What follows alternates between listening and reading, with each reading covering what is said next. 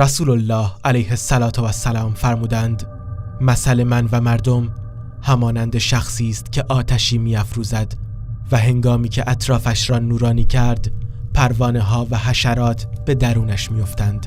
من تلاش می‌کنم که شما را باز دارم، اما شما به سمت آتش هجوم می‌برید.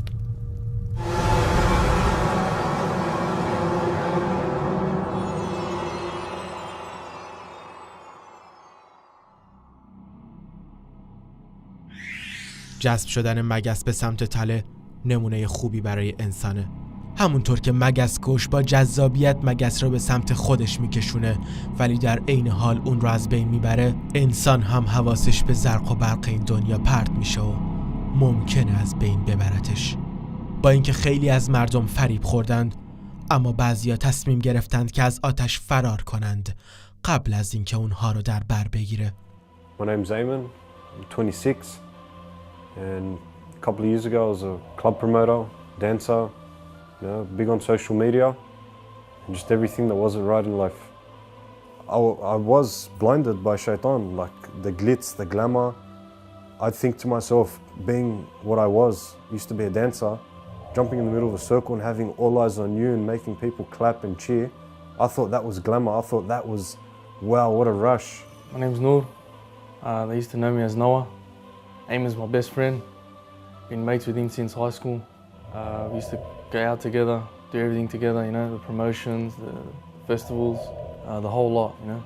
At the time when you're there, you're enjoying it. The way the environment is, girls coming at you, the lights, the music, your heart pounding and, you know, the goosebumps and, you know, the really good feeling that everyone wants to search for. And shaitan did, you know, he beautified everything around me, you know, from women to money to acquiring more. And he made it look so good that you wanted more. And if you took a bit, you weren't satisfied, you still wanted more. And I always felt to myself, I can go out every night, you know, Wednesday to Sunday night and just party and hang out and meet people and socialize and I'm not hurting anyone. In the actual sense, I was hurting myself.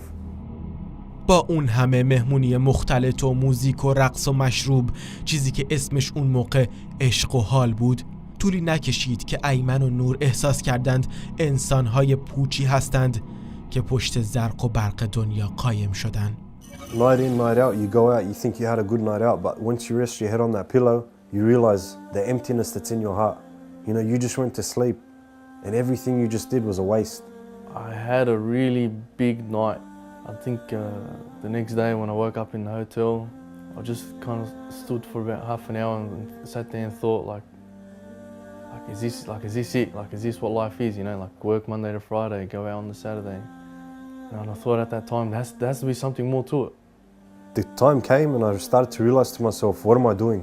You know, well, what's the purpose of this? Why am I in this scene anyway to begin with? And when I started to realize to myself, I actually sat down, I still remember this day. I just came back from a night out, went to sleep, woke up, and I was sitting in my bed for literally no joke, half an hour at the most, and just wondering what happens when death comes. Death itself. When it comes and it takes you, what happens after that? ألهاكم التكاثر حتى زرتم المقابر. And then that's when I started to change and started to realize, you know, and I started to attend a lecture or two.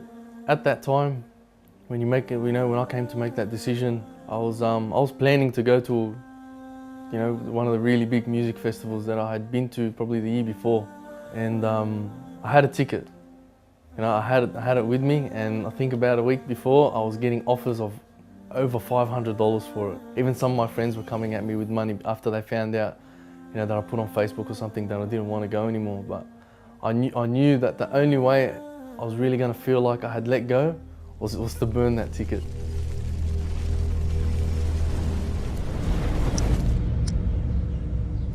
So I burnt it. And one day after work, just went into the car park, threw it on the ground, and, you know, got a lighter off someone and torched it. It was probably the best feeling of my life, one of the best feelings I've ever had till today. نور و ایمن هر دوشون بعد از اینکه تصمیم به تغییر گرفتن متوجه شدن که باید برای این راه بجنگند و اینکه شیطان پیش هر دری منتظرشون وایساده. One thing I realized about being in this scene is one thing that shaitan, the devil, threatens you with is being alone. You know, he threatens you that if you leave these people that you're with in the circle, you have no one, which is completely false. At one point it was actually only me and Noor, you know, as mates and as brothers. But then through Islam and as we started to practice our deen, we started to realize the brotherhood became bigger. 10 grew to 20, 20 grew to 30, 40 grew into an amount that you can't even explain. You know, sometimes you go pray at another mosque that's completely out of your area and you meet someone that has seen you before, or you've seen them, and they're like, oh, I remember you, brother, you know, you were sitting at this talk, or I met you at this dinner, or I met you at this fundraiser. It's an amazing feeling because that person's coming up to me just to say hello. He doesn't want money from me. He doesn't want fame. He doesn't want entry into a place that, you know, that he wants to go in. He just wants to speak to me because that's what Islam is about. Love.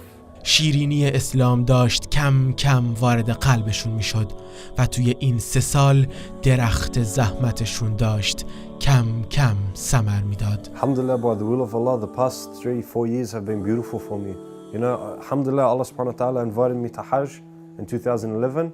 That was an experience I would never forget. I took my mother as well.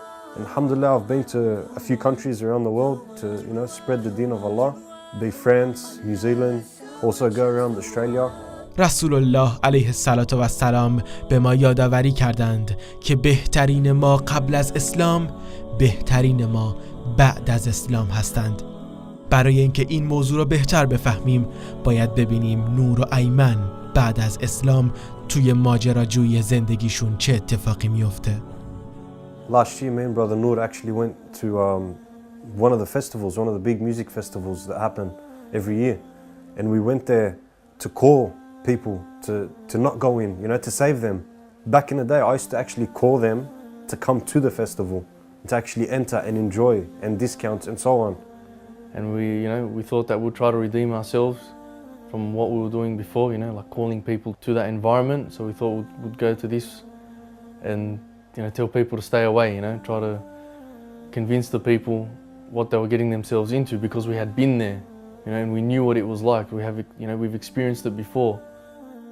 ایمن و نور اولین کسایی نیستند که همچین تغییری کردند و مطمئناً آخرین اونها هم نبودند، ولی با همه اینها خیلی از مسلمون ها هستند که دارن وارد همین تله ها میشند و فریب نور زرق و برق دنیا رو میخورن. It burns the heart to know that my Muslim brother, sometimes Muslim sisters out there, they're still in this, and it burns me to know that I can't do nothing about it except ask Allah to guide them. Because if we die in this state, a state of ignorance, a state of not caring, what will our ending be? So it's a strong urge from myself, turn to Allah before it's too late. Just run away from the fire because it's not worth it.